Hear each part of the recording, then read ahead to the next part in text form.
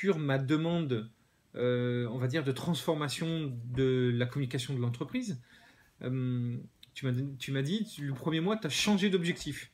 Effectivement, parce que j'ai mes propres doutes. Donc, mois d'avril, j'ai exprimé, ou mois de mars-avril, là, j'ai exprimé des choses qui étaient peut-être pas claires.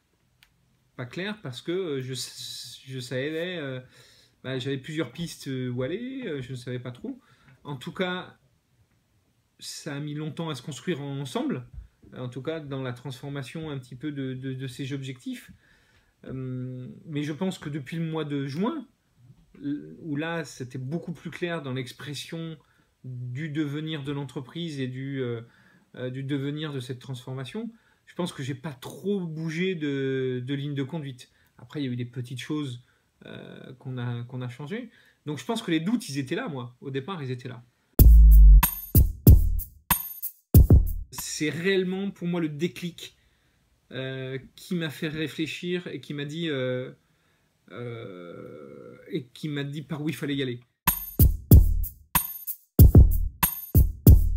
Ma société de communication m'a présenté un article de l'Express ou du Point, enfin un article virtuel avec la première page d'un magazine hebdomadaire où on voyait Cyril 2015-2020, comment il a fait pour être le leader de son métier.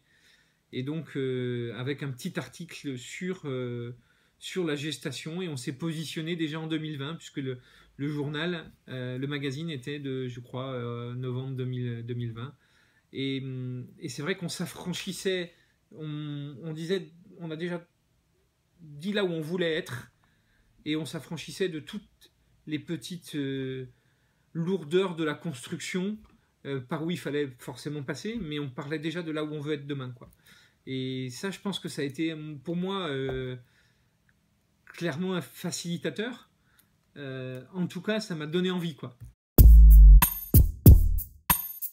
Moi, c'est des questions que je pose souvent aux entrepreneurs depuis cette histoire-là, aux entrepreneurs amis que je croise dans des réseaux, dans des choses.